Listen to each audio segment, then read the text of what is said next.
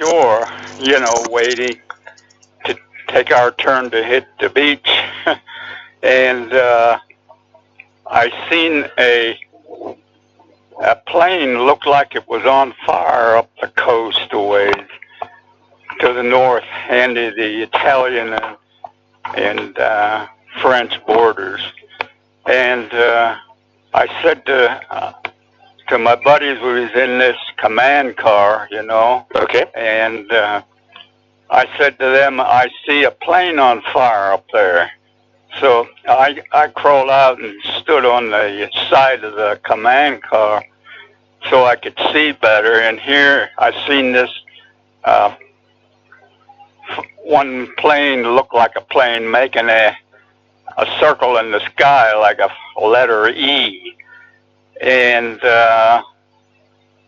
just then I noticed it had separated from the other plane, and the other plane I recognized it was a Ju-88 in the German Air Force. And while I was standing there pointing this out to my buddies, this plane, it looked like a plane. It had wings on it, the fuselage and so forth. Okay. It had a jet engine, or a jet rocket, I should say, on the back of it. And it was fire flying out of it to force it through the air. And it was coming at a terrific speed because it come right at us, and I could see it right below me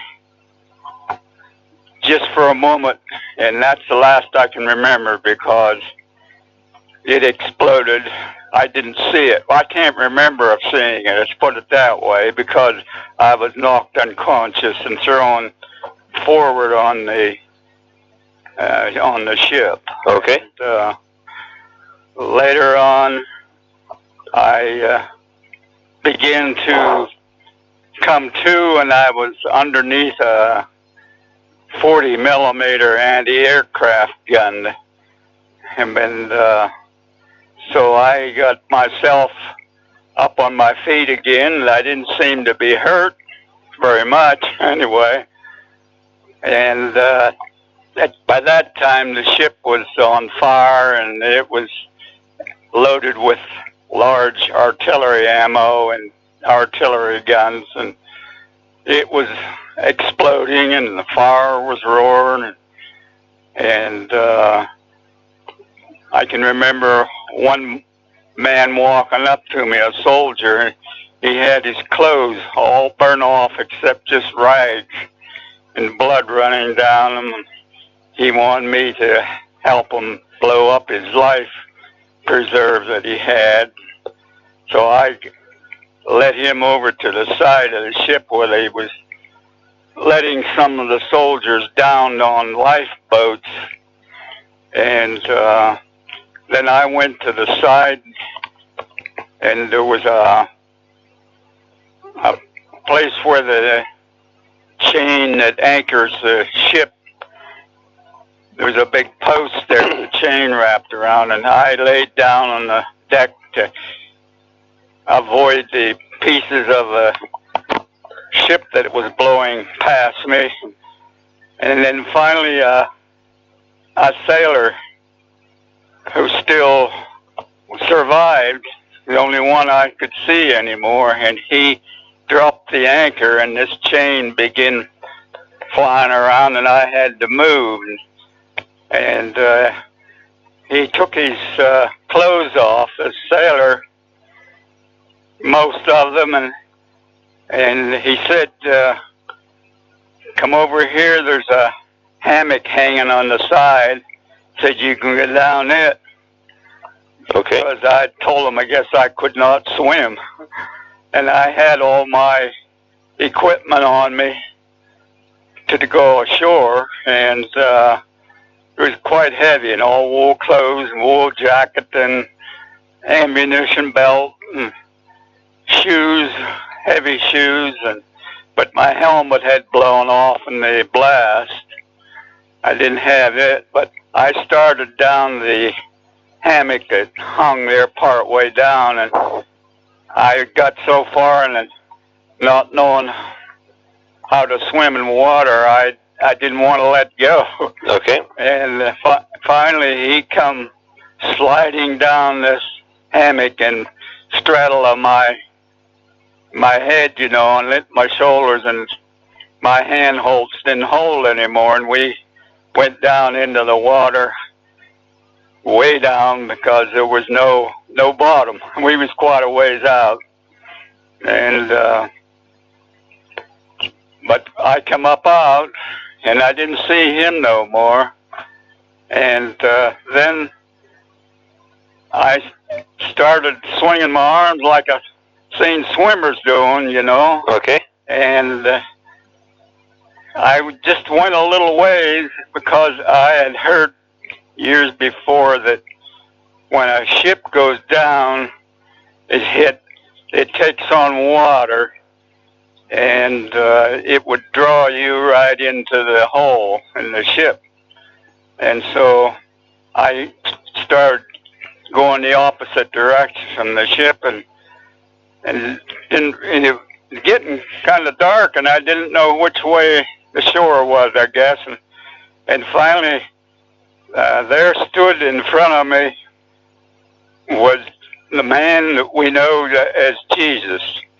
And he stood right in front of me, and I couldn't go no further. I would have struck him with my hand. And I seen that, and I automatically, without even thinking, I turned and went possibly 180 degrees from what I can remember, and started toward the shore. I happened to be that was the way of the shore, the beach. And it was quite a long way. I'd say it was 150 yards, 200 yards, something like that. And I come to a big rock sticking up out of the water. And I sat down on there to rest a little, you know. Okay, okay. And then while I was sitting there, this sailor that came down with me, down the hammock, came along, and he says, "Come on, you can reach bottom here," you know. So I slid off the rock, but there was no bottom. Okay. But I come back up again, and this kept on going towards shore, and I probably only had 100 yards yet. I made it to shore, and my life preserver, I had CO2 tubes to blow them up, to blow up the life belt, so it would make a safety belt for you. But the threads pulled out on the ends because I hadn't had them turned in on the way over from Italy, and I didn't turn them all the way in, and I was told not to, because then when you stooped over, you would inflate it. Okay. Which happened before. So on this excitement, I'd forgot all about. I didn't have them threaded all the way in, and it just stripped the threads. So I had that extra weight, and the water filled it up. So when I got to shore, I could hardly, it was so heavy, everything, that I had to unlatch it and drop it and forget about it and keep going. And I went up a road that ran along the beach, and there was a little barn there, and it was dark, of course, and there's a couple other GIs that went in ahead of me, was in this barn also, and I could see up in the mow there was hay bales. So I crawled up in there and made a hole in the hay bales, and by moving them around, and then covered myself up because I had no protection with me. My rifle, everything was lost. So, well, I fell asleep, and the next morning, I was right by the outside wall of the barn, and I could hear a GI's voice saying, "This is K Company Infantry." And I looked out through, that woke me up, so I looked out through the crack of the barn, and I seen a GI with his rifle going up through a little gully in the brush. And I knew I'd probably be safe to come down out of there, so I came back down out. And I thank God that I wasn't hurt bad, just skinned up a little bit.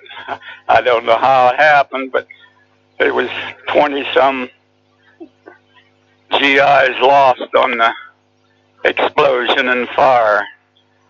And I'm still surviving. Yeah, okay. And do you know how many people in total got killed there then? About 20 you said in total? Yeah, I think about, if I can remember right, there was about 21 or 22. Okay. Yes. And then also some sailors, I suspect. Pardon me? That's only counting GIs or also the sailors? Well, I don't know. I really didn't know whether there was some of both or not. Okay. I don't know.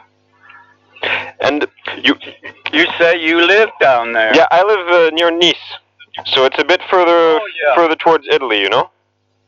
Yeah, I lived. I was there in Nice also. Okay. And then I went up to Mount Montigel. Okay. We were not permitted to go into Monte Carlo, and we went up to 3 of us went up to Fort Montigel and stayed in the fort for probably a week or 2 before we left. And why did you go to Nice? Yeah, go on. Sorry, I interrupted you there. Pardon me? No, I said I interrupted you. Oh, yes, we left there, Fort Montigel, and then we went north, up along the border of France, and went up into, let me think of the name. Montélimar, maybe. Pardon me? Montélimar? The first place I can remember was, oh boy, Brunstadt. Did you ever hear of Brunstadt? No, that must be quite a bit further north then. I haven't heard of that town. Yes, it is. It's quite a bit north, and a bigger. Just what unit were you in? The 36th Division? No, it was the 36th Field Artillery. Okay. And it was one of the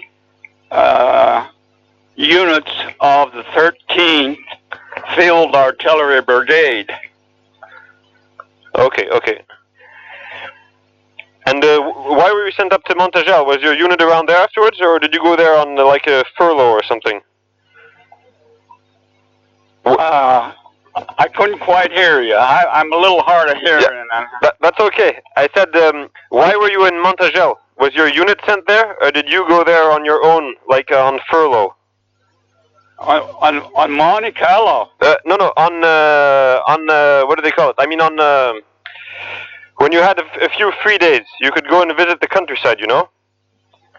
Oh, well, we was in combat all the time, and as we went in land to help the airborne division. Okay, yeah.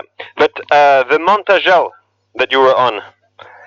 Montigel? Yeah, why were you there? Well, because we could get good radio communication, because the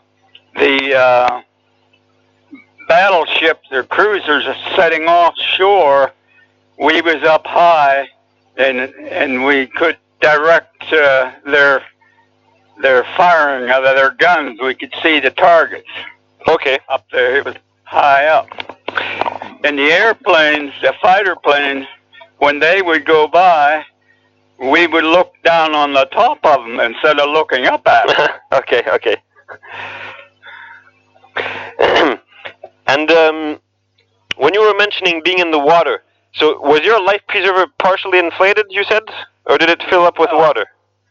It filled up with water. Okay, so you managed to swim even though you didn't know how to swim, basically. That's right. That's right. Okay, okay. Yeah, it was a miracle.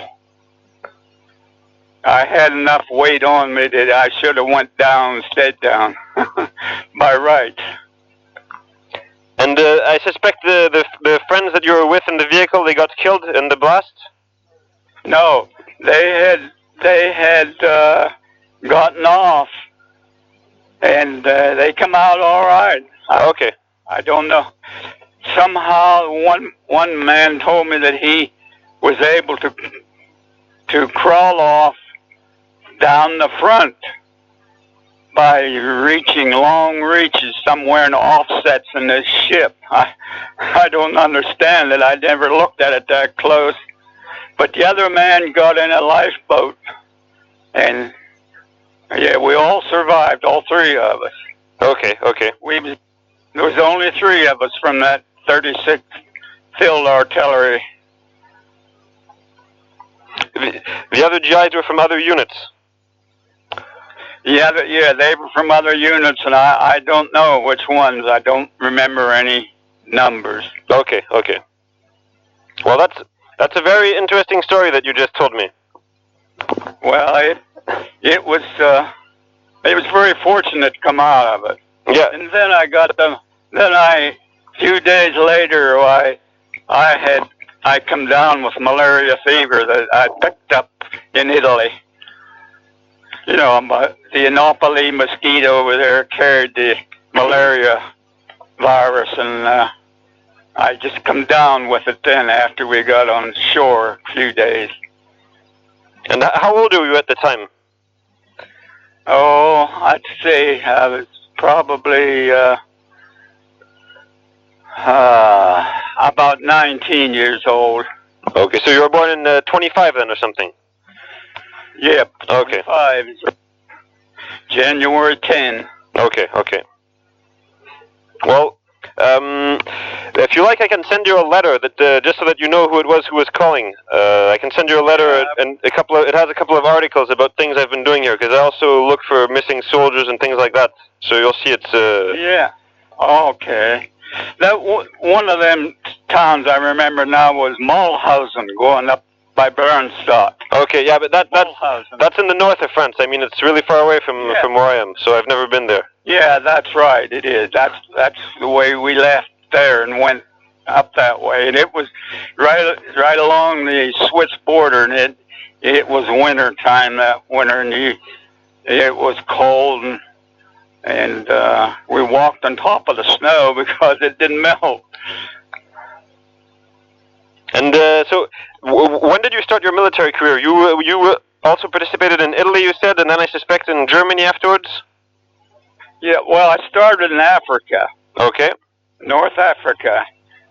And I left Africa and went to Sicily and helped the British 8th Army, supported them in Sicily. Okay. Then we went to Salerno and came in on Italy, and I stayed there. That was in the fall of the year. Then next fall, a year later, we went in southern France.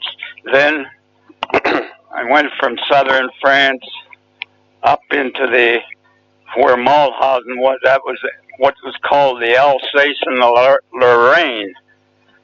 Yeah, and Bavaria is also part of southern Germany, and we went through there and was with the French First Army. We was supporting the French First Army, giving them artillery support. And after we left there, we went into Germany, and supported the armored division, several different ones going through Germany. And then we went on into Austria by the town Kufstein. I can't remember how to spell it, Keistien or something like that. Okay, okay. It was just a small town. And that's where the war began to die down there, because the German soldiers was all coming our way. They didn't want the Russian army to get a hold of them. So that's was as far as we went east.